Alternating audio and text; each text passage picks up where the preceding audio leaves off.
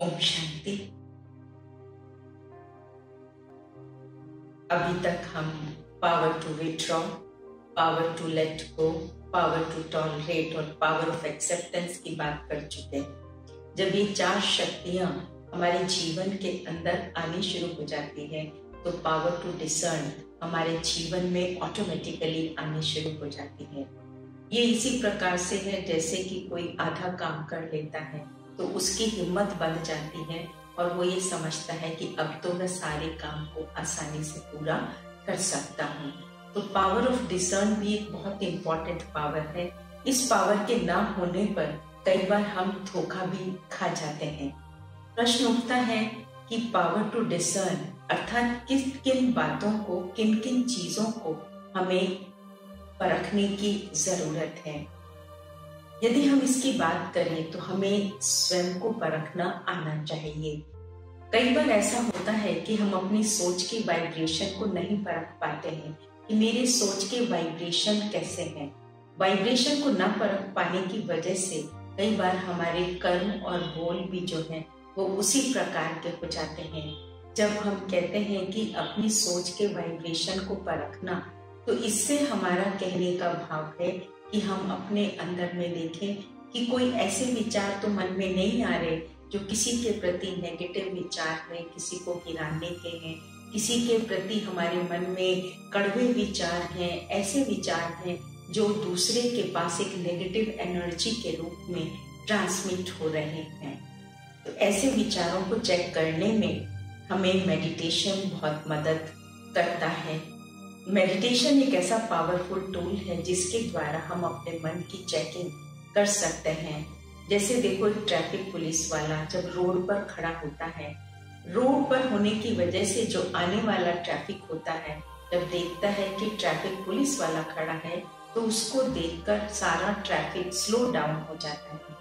इसी प्रकार से जब हम अपने मन को देखने का प्रयास करते हैं तो मन को देखने का प्रयास करने से हमारे अंदर में जो चलने वाले विचार हैं वो ऑटोमेटिकली स्लो डाउन हो जाते हैं और स्लो डाउन होने से हम उनकी क्वालिटी को अच्छी तरह से देख पाते हैं कि मेरे अंदर में चलने वाले विचारों की क्वालिटी क्या है।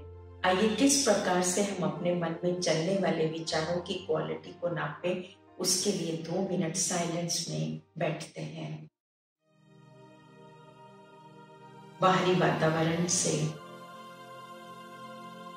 बुद्धि को निकालते हुए भीतर में आए, अपने मन को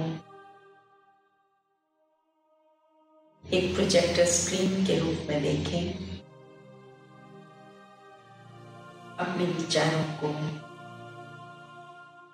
मन रूपी स्क्रीन पर आने दें और जाने दें। और आप एक डिटैच ऑब्जर्वर बनकर बैठ जाएं।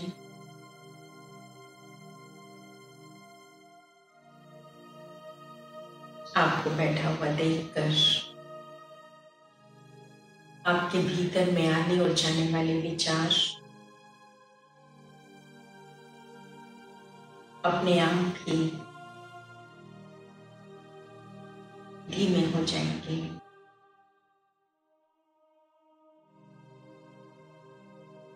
और फिर आप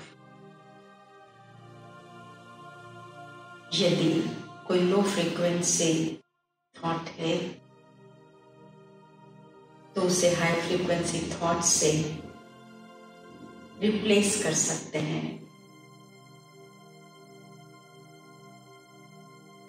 लौट आए वापस।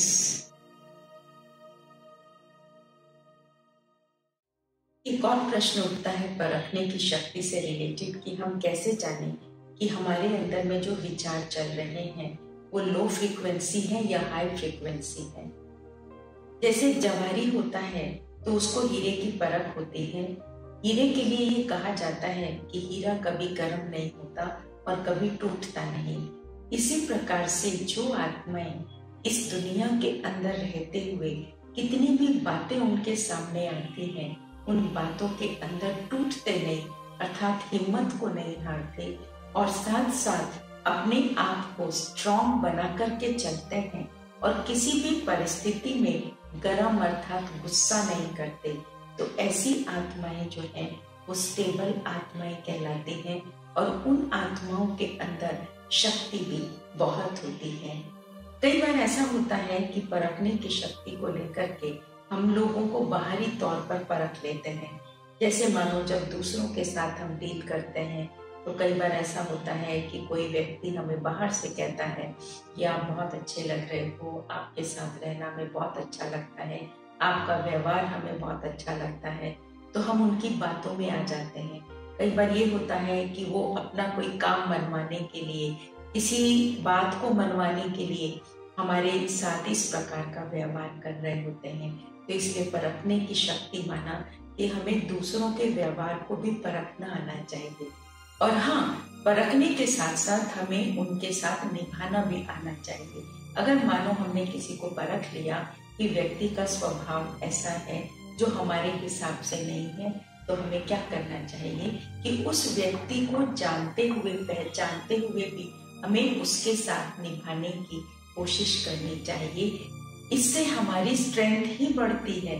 कई बार जब हम अपने को एडजस्ट करते हैं किसी के साथ तो उससे हमारी ताकत कम नहीं होती, रादर हमारी जो ताकत है वो बहुत ज्यादा बढ़ जाती है। इसी का सिंबॉलिक गायत्री माँ को दिखाया जाता है।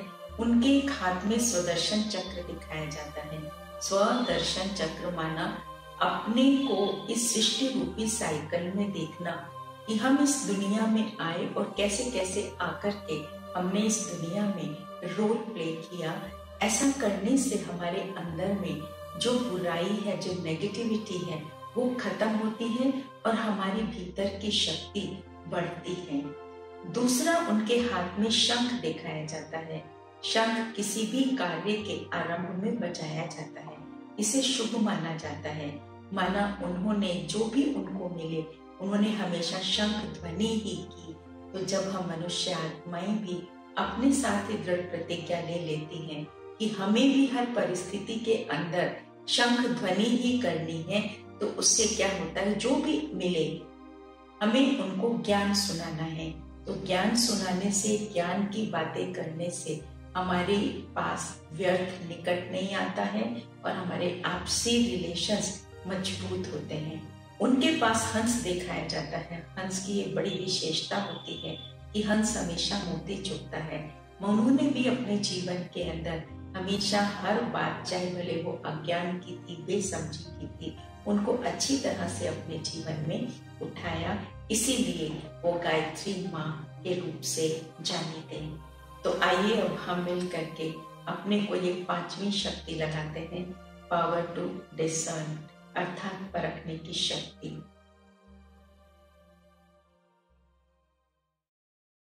आराम से बैठ जाएं।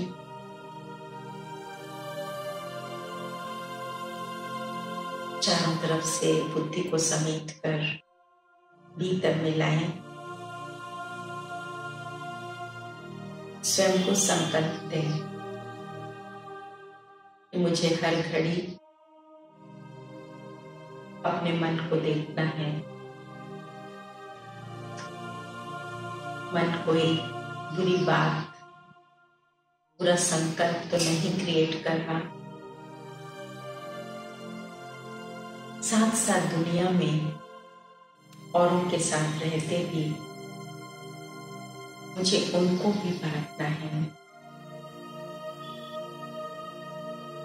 उनकी बातों में बह नहीं जाना है।